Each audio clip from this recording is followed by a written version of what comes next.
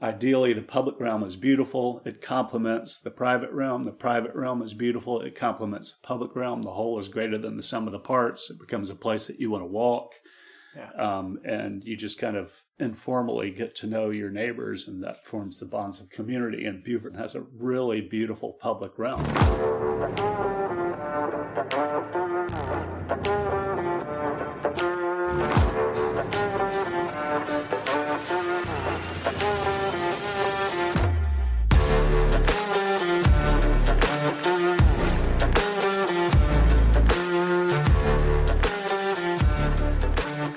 All right.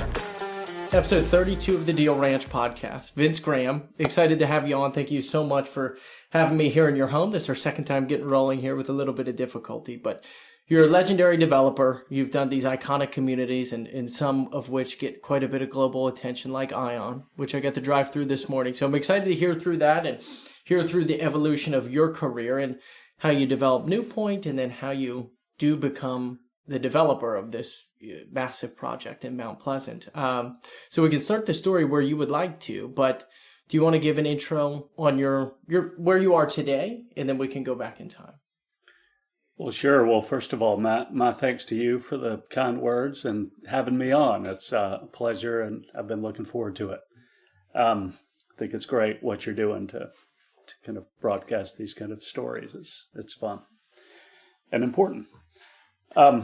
So yeah, I live in Charleston. I've been involved in the development business on my own since 1991. I today am doing mostly smaller projects, infill projects in Charleston, and just finished up one in the historic area of Mount Pleasant, and keeping our powder dry for maybe a future big project. That's right. I have been in some form of the development and construction business since I was in high school. I worked for a contractor in Atlanta, which is where I'm from. And I grew up in Georgia. My parents are from small towns in South Carolina. My dad's from Rock Hill, and my late mother was from Blairsville up in the mountains of Georgia. And she spent part of her early years in Commerce, which is where her parents lived. And so I had some experience with small town life, and I went to college at the University of Virginia, which Thomas Jefferson founded. It's a beautiful, walkable place. I didn't appreciate that aspect of it as much when I was there. It was, I admired Jefferson and loved school, but it was, academics and fun. Of course, I didn't appreciate that as much, but after college, I went back to Atlanta and worked for a bank for a few years. That was too exciting, so I got back in I got into the real estate business. I had a broker's license, and so I worked there before taking a job in South Carolina in Beaufort County. I went to work for Jim Light and Jim Chafin, seasoned developers who had been got their start on Hilton Head Island working for Charles Frazier, and then had worked in Colorado at Snowmass, doing some development there and in other places. And so they bought Kalawasi Island and Spring Island, which are right in between Hilton Head and Beaufort. And I was fortunate to go to work for them.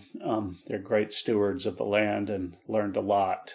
They had a plan to develop Spring Island, which is this beautiful 3,000 acre island, into 505 acre lots.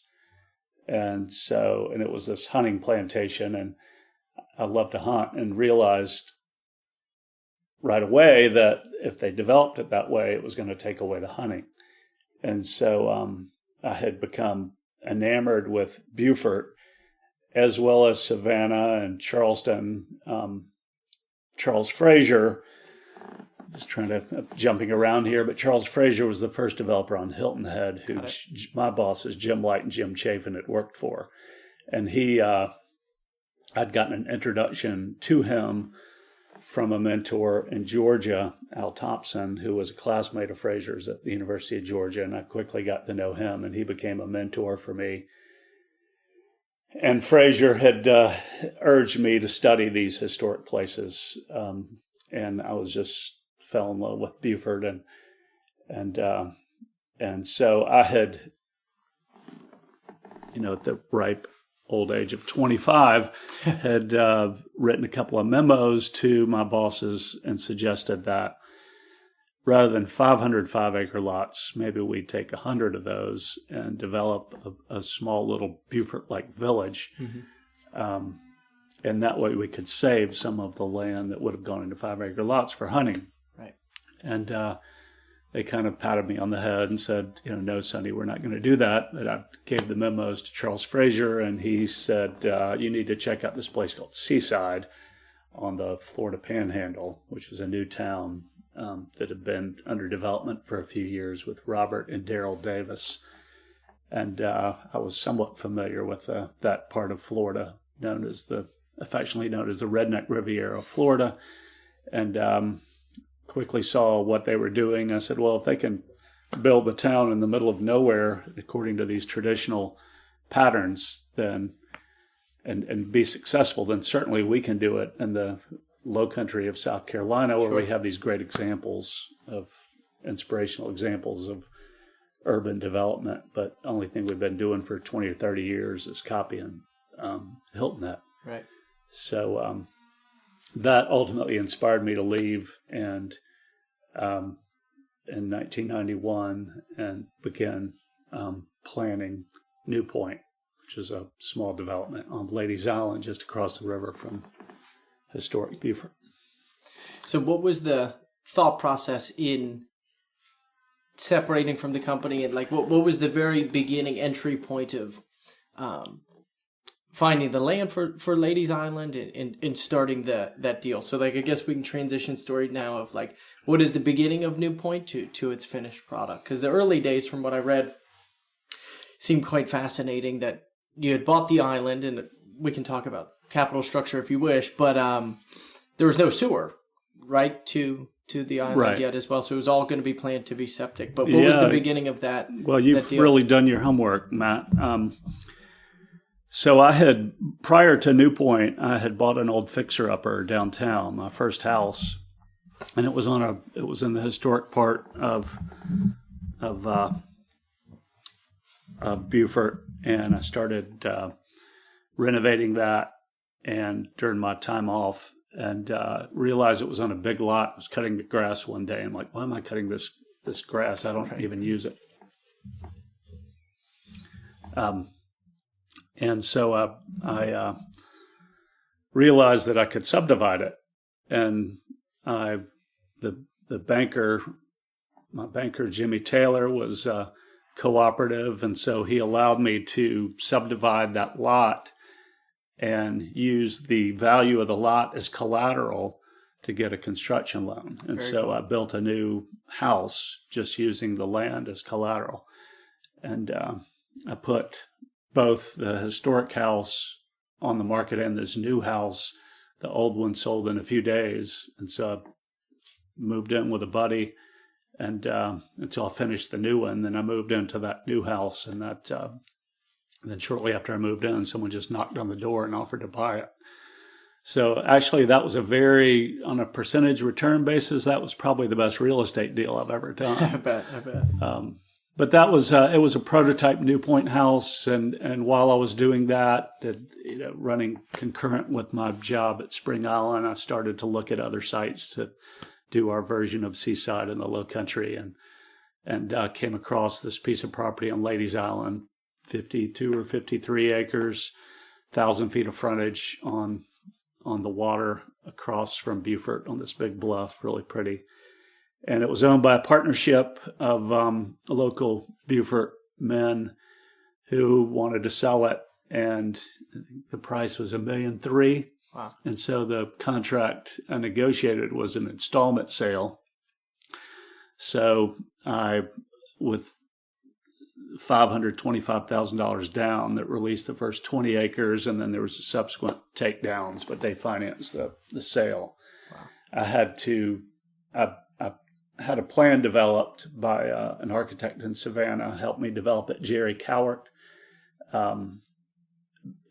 Jerry's a super guy and had done his master's thesis on Oglethorpe's plan for Savannah. So he understood kind of the traditional development patterns. And using this plan, I would go to friends and family members and fraternity brothers and pre-sold or got reservations on lots in Newpoint, sufficient to give a bank, the Savings Bank of Beaufort at the time,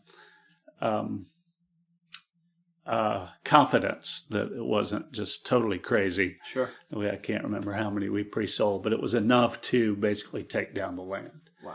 And then they got a development loan to develop the infrastructure. There was no sewer, as you mentioned, so all the lots are bigger. They're a quarter acre, so they're all on septic. It was real high and sandy, so a quarter acre sounds small for a septic, but they work really well when they're sandy.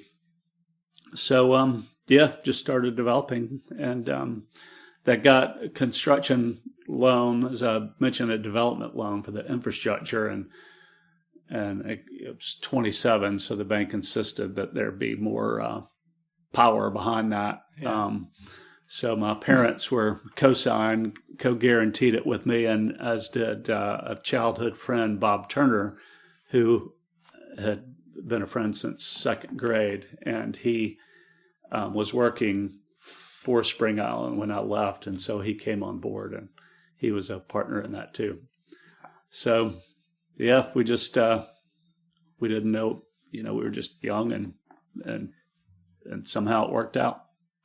So, would the plan for that was to develop the lots and sell the lots, right? And then how did you gate, or how did you select?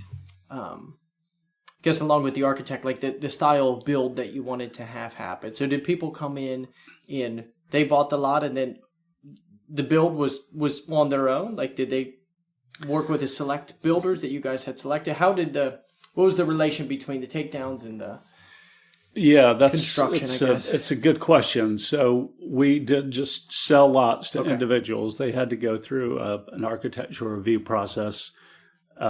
We had a very simple architectural code, really inspired by the Seaside Code, just a couple of pages.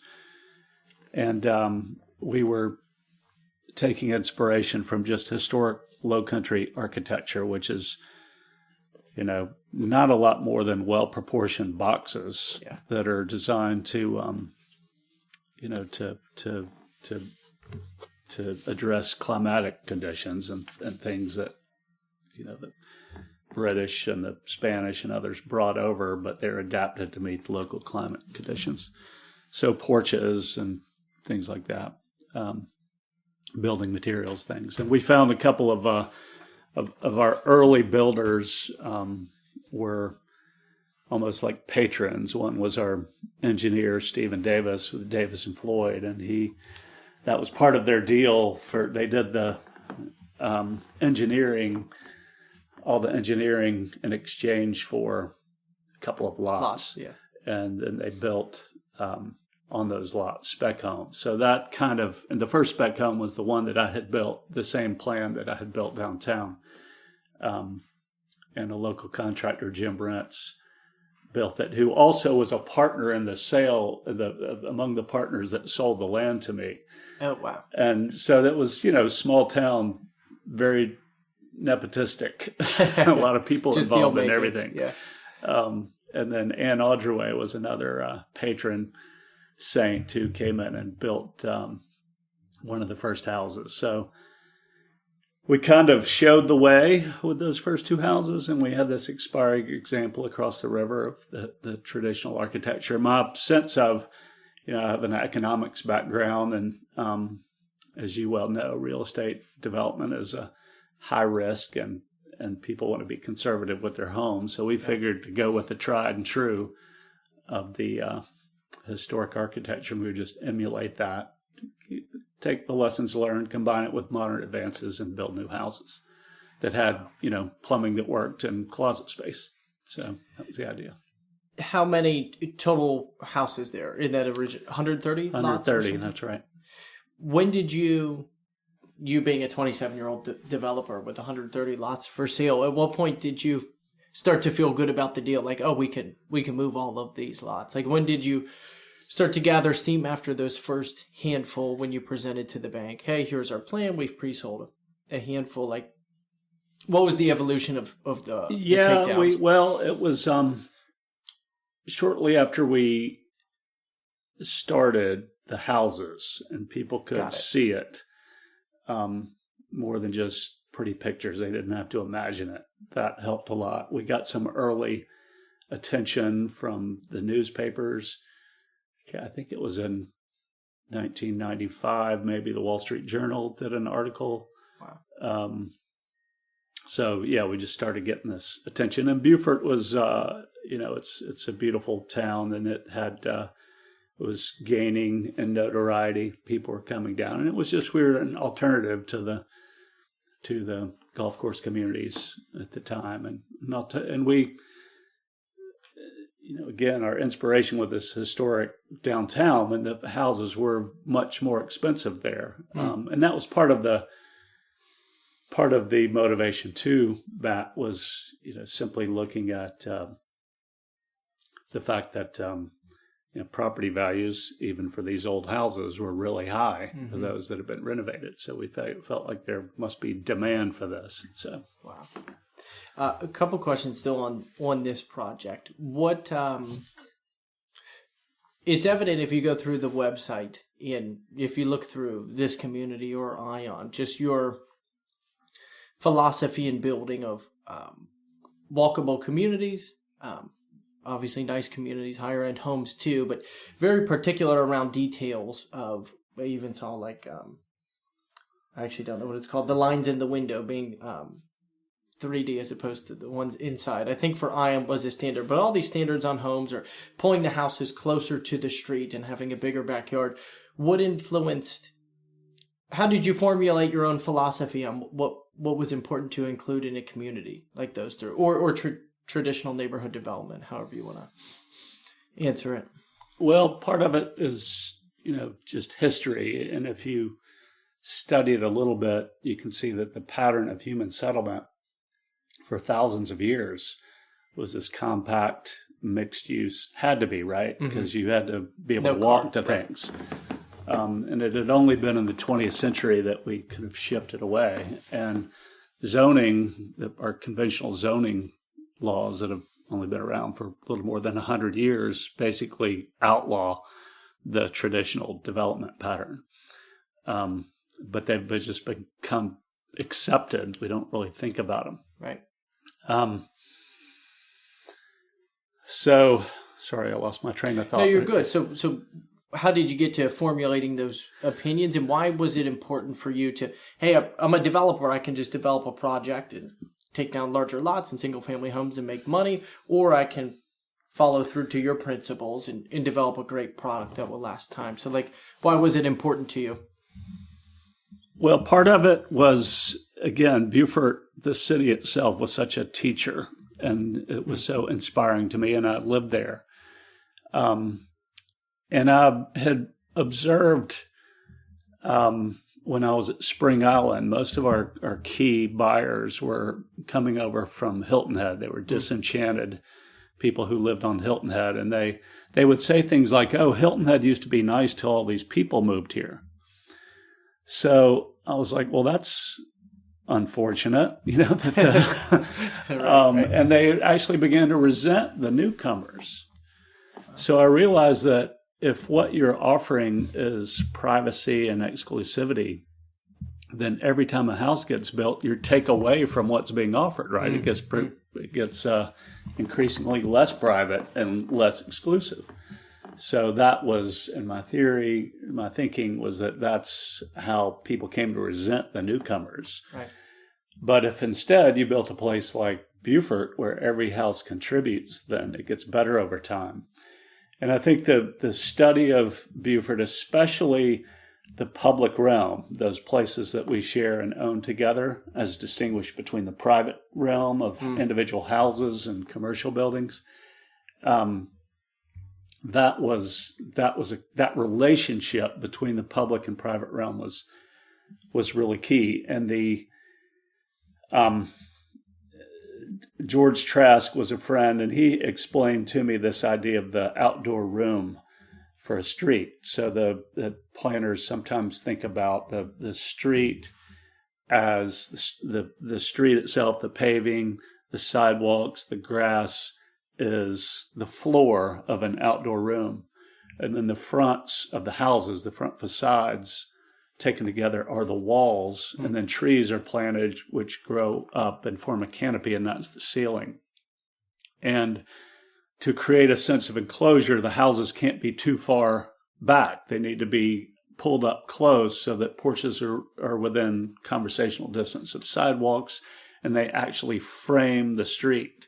And so it's this relationship between the public realm and the private realm. Ideally, the public realm is beautiful. It complements the private realm. The private realm is beautiful. It complements the public realm. The whole is greater than the sum of the parts. It becomes a place that you want to walk. Yeah. And you just kind of informally get to know your neighbors, and that forms the bonds of community. And Beaufort has the historic part of Beaufort, like the historic parts of Savannah or Charleston, has a really beautiful public realm. Yeah. And so that's what we focused in on, we zeroed in on that public realm. And that's what, as developers, we're building that. We built a few houses there, but for the most part, the individual contractors were doing that. Mm. So we were just kind of guiding this and cheerleading and guiding and managing this relationship, if you will. Wow.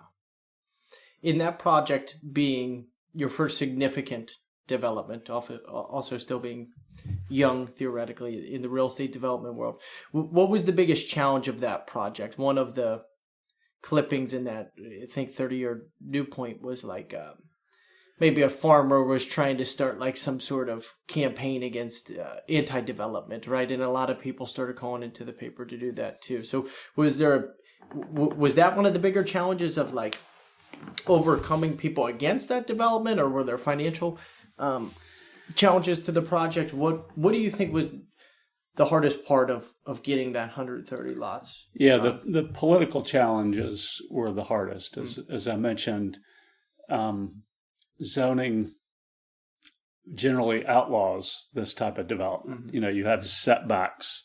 We have build two lines. You have to change all these things. And we did have someone that wasn't a farmer. It was just a neighbor who had bought a property adjacent, and he didn't want to see any development there. So he tried to rally some folks in the adjacent subdivision on the other side of our property against us. And so you had you still see it a lot today. This kind of not in my backyard. NIMBYism. Right. Your small lots are going to destroy our property values or attract undesirable people, or they just fear. So these people, NIMBYs, come in and sow the seeds of fear, uncertainty, and doubt, and people get all stirred up and come out against you. Wow. So that's happens a lot still, right? Yeah. And that's what we had, but we fortunately had, stuck with it, and we had a very cooperative director of zoning at the time, Gordon Crispin, who appreciated what we were doing, and he stuck in there with us too and helped us. So we got it approved. That's awesome. Maybe I think I made the farmer part up there in my reading. Well, no, you're right, Matt. The subdivision next door was called Bluff Farm. Okay. So you may be thinking of that. Interesting. So an amazing project and an amazing community, and I want to save time for the spectacular community, Ion. So what was the transition? Because it seemed like the timeline was Newpoint wasn't even complete yet, and then you started early stages of Ion in 95. So like, what would be a good transition segment on how did you get involved with the Ion product or project? And two, can you give an overview of what Ion is today? That way I think we can tell the story of it better. Yeah, so one of the partners, mentioned the partnership that sold the land for Newpoint, was Julian Levin, who was a lawyer, the late Julian Levin, lawyer in Beaufort, that's who I did most of the negotiating with, dealing with when we purchased it. his son was Sam Levin, who's a real estate broker in Charleston. Okay. And there had, I guess, early on, the Post and Courier, the Charleston newspaper, had done an article in their real estate section about Newpoint, and Sam would come see, and he said, "Man, you really need to do this in Mount Pleasant." And I was like, "Where's Mount Pleasant?"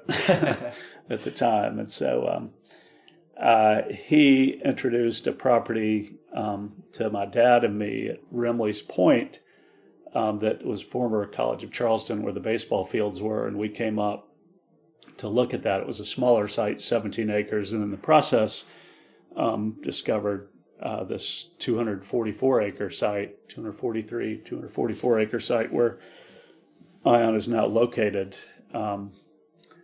And the broker was Eric Meyer. The property was not on the market. It was owned by the Jordan family based in Columbia. They have a site work business called LJ Inc. And they happened to be doing the extension of South Carolina 278 from I-95 to where it intersects with South Carolina 170. And David was doing that work. And so he came to see Newpoint. Oh, wow. And he lived at the time in Shandon, which is a historic part of Columbia. And David thought it was great and said, "Well, let's move forward in doing this on the Jordan tract. And what do we need to do?" And Eric said, "Well, you need to be the bank." So one thing led to another. After probably at least a year of negotiating, my dad would come up from Atlanta, and I would come up from Beaufort, and we'd meet David for 30 minutes and back and forth. And ultimately, we worked out a contract to purchase it, and what's called a rolling option takedown. So we entered into a contract to purchase the whole thing, but we broke it down so we were buying it in segments over time. And to keep our option alive, we had to meet those takedown requirements. So it took it down over 8 years, I think. So how many different segments of that? So it's what, 280-ish acres? It's 244 acres. Okay. So roughly 100 hectares. I think there were 8 takedowns. So. And was there just an option fee annually or monthly? Like, how was the agreement kind of structured to buy? So, again, it was a contract to buy the whole thing. Got it. We put down a significant amount of earnest money that applied to the last takedown, the final takedown. Okay. So at any point that we missed a takedown, we would have to forfeit that. Oh, wow. But David and his family were very cooperative. They believed in the project and what we were doing, and were willing to let us take down individual pieces. So I think the minimum takedown was like 40 acres a year or something like that. Okay. And there was a price accelerator tied to the consumer price index. So every year it would go up a little bit. Huh.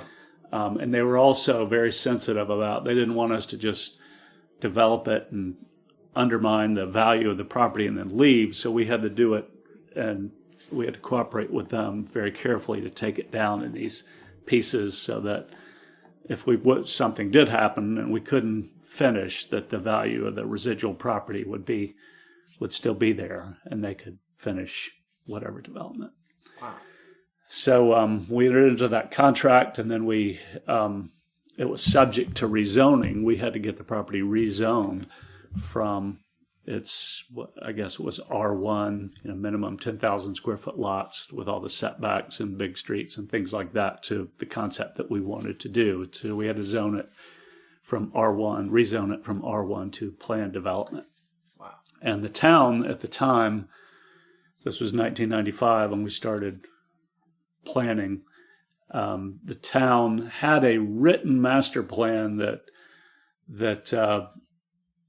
went into great detail about the virtues of traditional neighborhood development, and used as a model or used as their inspiration the old village of Mount Pleasant, what's known as the old village, the historic area of Mount Pleasant. So when we read this, we were all really excited that they shared our values and our vision. But the problem was that this written master plan and the zoning were not consistent. So even though they had talked about this, it was not enabled through the zoning yet. So we had to go through the zoning process, and that was very controversial. We had a lot of support, but we had a lot of opposition from a few people, from a lot of people, but key people who really fanned the flames of fear, uncertainty, and doubt. And it took a couple of years to get approved. And then when it did get approved, the opponents gathered up a petition to hold a referendum on the zoning. The law in South Carolina was unclear at the time whether or not you could have a referendum on zoning. So we challenged that zoning. We sued the town to prohibit the referendum from taking place. And the circuit court, a few weeks before the referendum was to take place, the circuit court ruled in our favor that zoning is not subject to a referendum. The opponents then appealed that, and it went to the South Carolina Supreme Court that voted unanimously to affirm the lower court's decision. Wow. And then so we were, and I know we were introduced, Clay introduced us, and he was with Wachovia at the time. Super guy. He believed in the vision, and they hung with us the whole time, even after we'd gotten approved. I mean, they financed the first phase of the development, knowing that we were in litigation. Wow. So if we had lost that case, we'd have been able to finish the first phase, but do nothing more.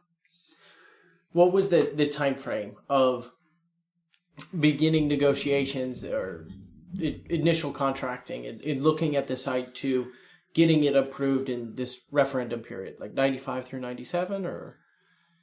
Yeah, so we probably started looking at the site, I would have been in 94, probably early 94. We got it under contract in 95. We had a big charrette with Dover Cole and Associates and Dwani Plater Zyberk architects and town planners. That would have been May 95.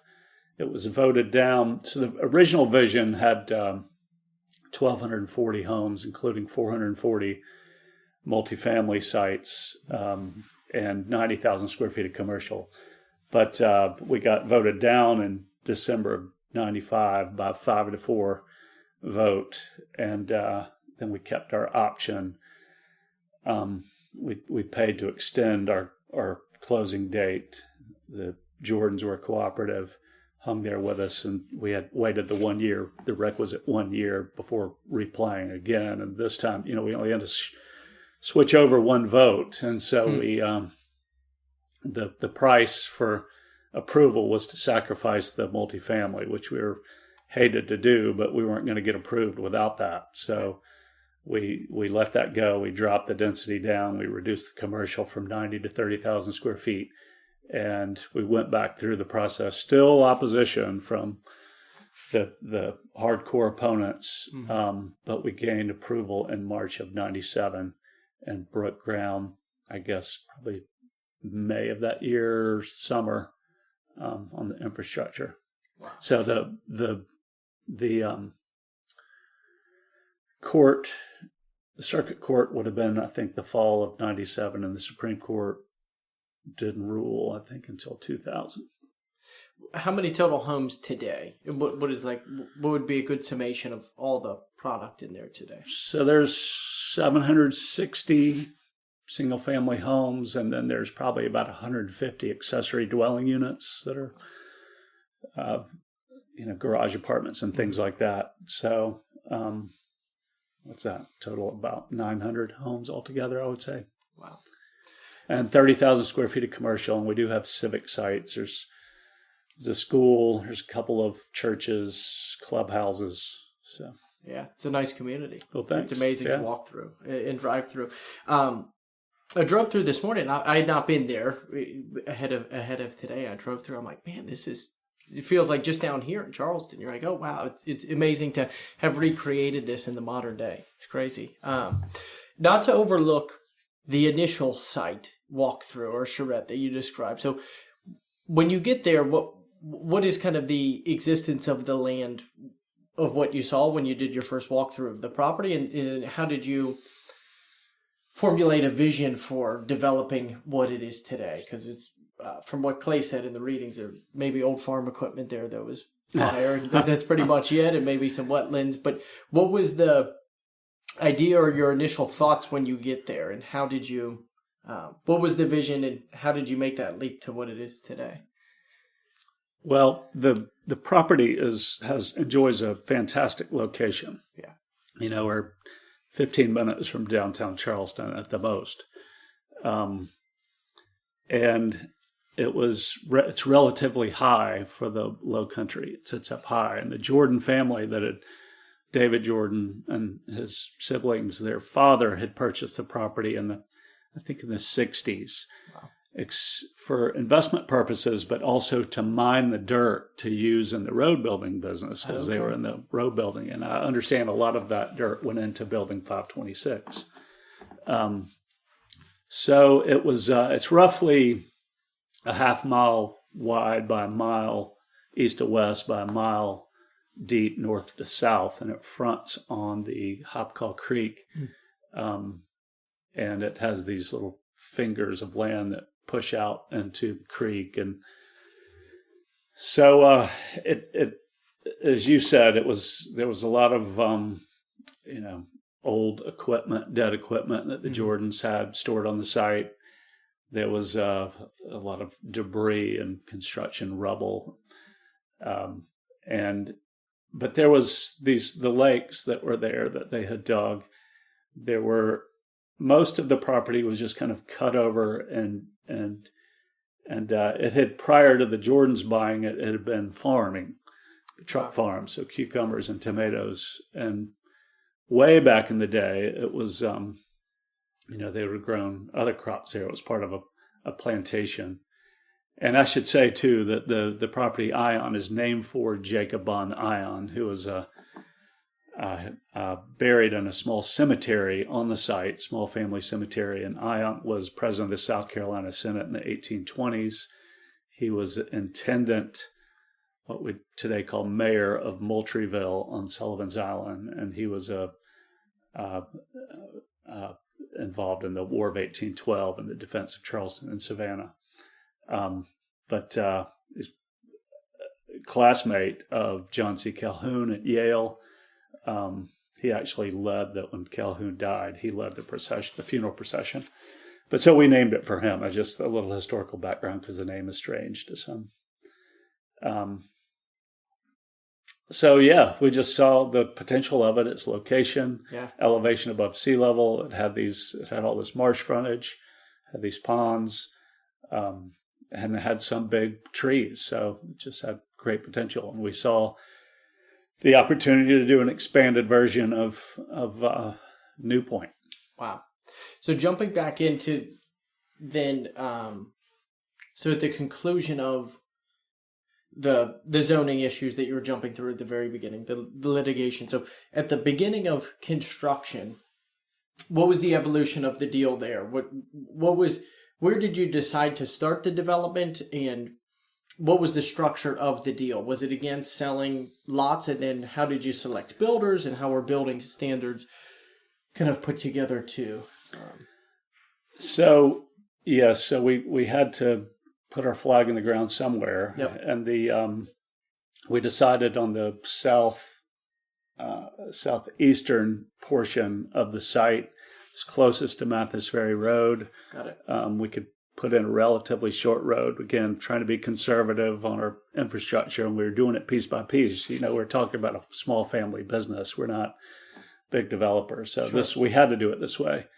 And again, through the cooperation of the Jordan family and I should say for others who might be listening, this deal was appealing to the Jordans too, because rather than someone just buying out the whole site and they have to find a piece of land, but the to buy to avoid the capital gains taxes. Sure. This enabled them to be, these discrete takedowns enabled them more time to do, tax-free exchanges on other properties. So it was it was advantageous to them too. So yeah, it was close to the road. It was fairly easy to develop. We deliberately chose to work with local builders. Okay. So we had overtures from the big production builders, but we felt like to get the kind of level of detail and quality and attention that would be better to work with local builders, and we felt like the demand was there too. So we started the Ion Guild.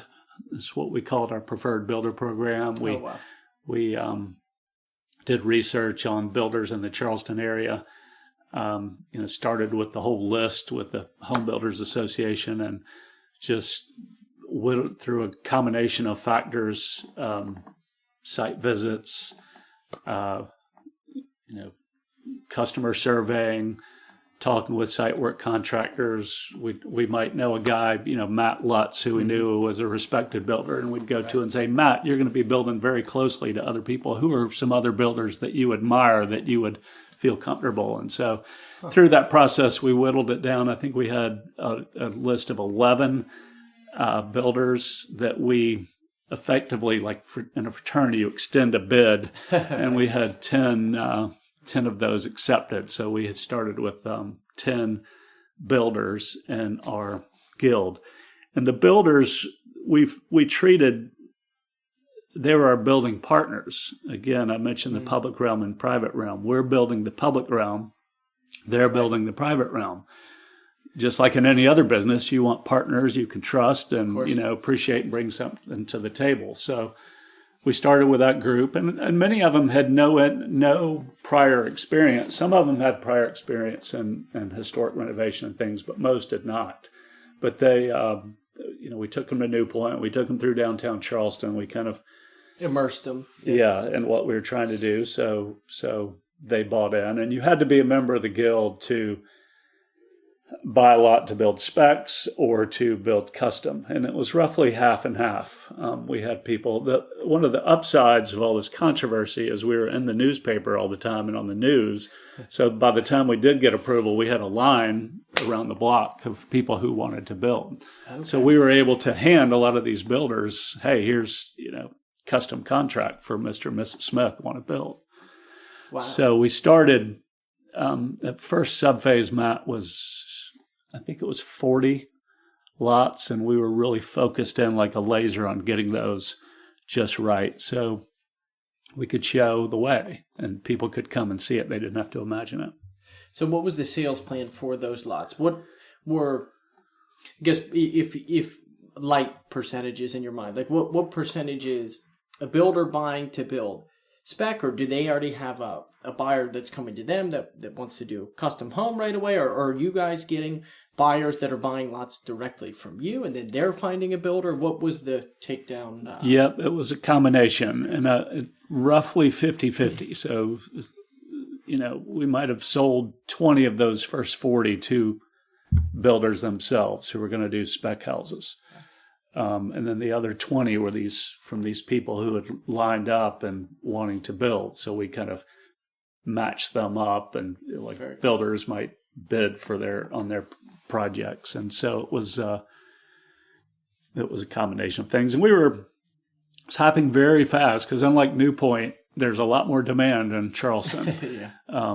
So we were, it was, I guess, 98 when the first houses started. And we had, my brother Jeff built the first house, and he deliberately chose the smallest lot to build that. And it was the very first coastal living idea house. Coastal living, I don't think, is in publication any longer, but they were big supporters, the same publishers of Southern Living and Southern Accents and things. And they were have long been a big supporter of this kind of traditional neighborhood model. They said, well, we'll come and, do a coastal living idea house, which lent further credibility to the project. That's awesome. Was there any challenge along the way in, we can go through the subsequent phases of the project too, but challenge in moving any of the lots at any point in time? Was there like a big sales and marketing plan for taking down lots, or was there just such a demand just due to location and maybe short supply? And obviously there was a lot of public noise around the project, so I'm sure everybody heard about it. So right. I'm sure maybe, honestly probably benefited from that too. But what was the sales and marketing plan of getting the lots sold, or was it not that of a challenge? Yeah, there was just such a strong demand from the outset, from given the location. Mm-hmm. And we would have a lot of people, the big part of the early market was people from downtown Charleston who could sell their historic house to people from up north moving in for a real high dollar and come in and build new for a fraction of the price per square foot. Yeah. And they appreciated the concept, a lot of these old Charlestons, well, this is how we grew up, and we just... It looks just like it, I swear. You go through and you're like, wow, I can't believe this is a new product. Well, we have gotten over time some criticism, like we're just trying to copy Charleston or, someplace. We're taking lessons learned from that place and sure. emulating it, taking inspiration from it, but we certainly, put our own spin on it. And, as I said about Newpoint, combined with modern advances and windows that don't stick and plumbing that works and people like that. Yeah. So how did the project start to evolve over time? Were there any bigger challenges along the way? I guess when would have been the last house to be completed in there, year-wise? Well, there's actually been a few teardowns, okay. And houses built back. So I had some friends just move into a new house about a month ago. Oh, wow. I guess the question was hedging against, was there still development going on through 2008 on this project or no? There was. Okay. Most of it had been finished by then. And we did have a bit of a slowdown after 9/11. But for the most part, it was just strong demand all the way through. We didn't have to do much marketing. We worked with the local realtor community, and that was pretty sufficient. And we got this, editorial like Coastal Living Idea House, things like that. So Bob Vila did a house in there that was on the, broadcast everywhere, and things like that was spread the word. What was the biggest challenge post litigation process, like in the development itself? Was there one, do you think? Yeah, so once we got approved, the opponents targeted those council members who would voice support to replace them. And so in the subsequent election cycles, all the council members who had voted to support us were voted out of office. It's not a lot of people show up for these town council meetings, so it doesn't take much. And so the challenge was we were dealing with a hostile political environment the whole time. But we did have our zoning. We would try to make improvements, like we would try to connect to the new development next door, and we got the opposition came back out and opposed us. And interestingly, one of the lead opponents, he and his girlfriend, wife, moved into the neighborhood in 2003 and continued to try to thwart our efforts to improve it. And we've been involved with some unfortunate litigation that was a result of their doings. And so it's just bottom line, though, I think is the political hostility to these, the traditional neighborhood development pattern. Wow. In looking back on the project and it being, you can tell me the extent of attention it's gathered. You've lived it. Global attention, national attention for the success of this project. What do you think led to this success? Like what made it so successful at the end of the day, or having it come together? Like what was I think the thing that among the things that's unusual about it is to have all these different builders and architects have been involved, lots of hands, and I think that lends itself to this sense of authenticity. That's not all cookie cutter, but done by one hand, like one builder and one architect. And so that, and just the people, the spirit of the place, the animating, inclusive spirit, and the fact that, the public realm, the trees grow up and the houses are beautiful, and it's just gets better over time. And, people form these relationships and sit on their porch and, plant landscaping and build beautiful picket fences, and it just keeps getting better. Yeah. So that's, I mentioned earlier about the exclusive private, if you sell that, versus inclusive sense of belonging, if you sell that, and it gets better over time. And I think it's gotten better over time. So, is there anything, before kind of jump into another topic, anything about the Ion project beginning to end you think that we missed, or anything other important to call out in the story or the development itself? I would say that, again, another benefit of this taking down the property over time, it allowed us to learn as we went. So we would make adjustments to the plan, to how we went about. We'd add builders, add architects, and we'd kind of this learn as you go system. We benefited from that, and so it's a really good point.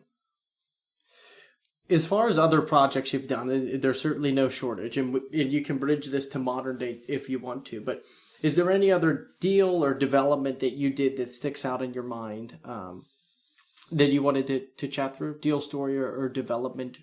Could have been unique, could have been a big challenge. Anything else? Port Royal or even so, Morris Square seemed neat too. But anything else in your career that you look back very fond on? Well, that we've taken our share of hits. After 2008, that was tough. We were involved in several projects that weren't able to go forward or stalled. But more recently, it's over the last few years, I mentioned we've been involved in smaller infill things. Earl's Court in the old village of Mount Pleasant is one we're proud of, and that's much more dense than Ion. It's about 30 units per acre, and I would encourage you to go see that. It's all single family detached too. It's super very dense. Intimate. It looked like very intimate, yeah. And people really enjoy that, and it's so close to the historic area. You can walk to the historic fabric. It's part of it. And then more recently, I was a small investor with a project led by Reed Burgess and Sally Eisenberg called Catfiddle Street downtown.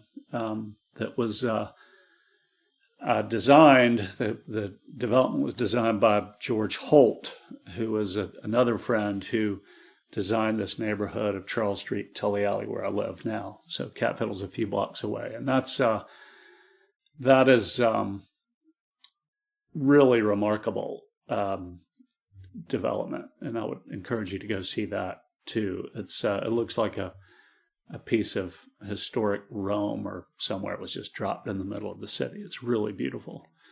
Witold Rybczynski is an author, is a prolific writer on architect, and he wrote a book called Charleston Fancy that talks about the history of development in Charleston, but also specifically about that project. And I think there's a chapter on Ion in there too. So really, your listeners might be interested in checking out that book. It's he's a wonderful writer, writes for the layperson, but gets into the detail of the fabric of the history of the development of Charleston and that specific development. So it's gratifying and fun to walk through. We just finished the last house earlier this year and sold it. Wow. As far as in kind of wrapping up, you've developed so many different product, but you're very distinct in particular about passionate rather about delivering a really high quality product. What are you focused on now for your company or your development interest in the future? And is there any market or product that you haven't developed in or developed that you would like to at some point? Is there any development itch you haven't scratched that you would like to do at some point in the future? Well, we are involved in a project not far away that we're calling St. James. It's a adaptive reuse of an old church that's been a manuscript library for the past 30 years, the Carpellis Manuscript Library, and in the design phase of turning that into a event facility restaurant with some small apartments. And we have some other opportunities, small opportunities, and as I've mentioned, we're keeping our powder dry for maybe the next big thing. Mm-hmm. In terms of itch, I haven't scratched yet. The idea to do more urban, maybe some 4 or 5 story mixed-use buildings in a kind of the urban fabric of the public realm as I described it. So that would be interesting and fun to do. And there's so we're looking at a few things to do that. But yeah, I think that's a good answer. That's really neat. Last question for you, Vince. You've been a part of so many great projects, and like you said, some ups and then certainly some downs too. But this business being very relationship driven, who do you think helped you the most in your real estate or development career? Like who was very influential in you learning the business, or maybe even formulating some of your philosophies on what's important in development? Well, to start, my parents, I would say. We're always so encouraging and supportive, and have been partners in Newpoint, and then my brother Jeff with my dad and Ion. Charles Frazier, who I mentioned, was really a key mentor for me.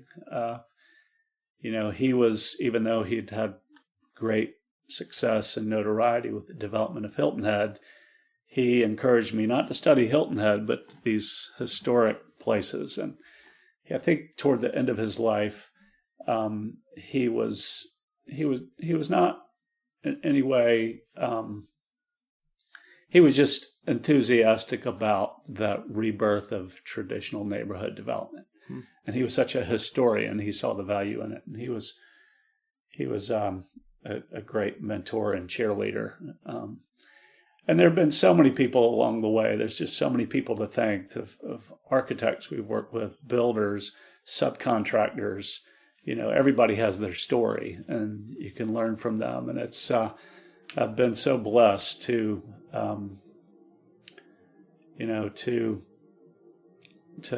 work with folks who are throwing their hearts into it and want to do the right thing. And also spiritual leaders. John Burwell was a priest at my church, Holy Cross, and he. I remember one time we were talking, and I was kind of complaining a little bit, probably, about how some people just didn't seem to get what we were doing, kind of this sense of inclusiveness and belonging, and he kind of looked at me, and this was Matt, it couldn't be a more loving person, but he looked at me almost and like trying his best not to be annoyed. He said, Vince, it would be nice if we read in the Bible or heard from the pulpit, love thy neighbor as thyself, one time and went out and practiced it, but that's not how things work. So you got to continually share the vision and advance that. So just a long-winded answer to your question, but there have been a lot of people who've been there with us, and so that's what's made it successful. I love it. That's a great answer. Is there anything in wrapping up that we missed about your story, or any project that you wanted to close with? Well, I think, in reflection, we are real estate developers, free market capitalists. But I think it's, most development is, we've taken a different tack, working with local builders. And that's, if I'd have to say that, and sometimes people ask, what do you do? And I typically say, well, I'm in the building business, or sometimes I would say I'm an aspiring civic artist. And I think a lot of what we do is civic art. It's the practice of that. And I think if whatever we do, whether it's podcasts or the law or doctoring or building, if we think about it not just as a way to make a living, but an art form, right. I think that could go a long way and toward kind of creating a meaningful career. So I certainly agree. I think that's a great place to wrap. Thanks for coming on the show. And thanks You're for hosting welcome. me, No, Vince. my Appreciate thanks. it. Yeah, thanks a lot, Matt. Thank you.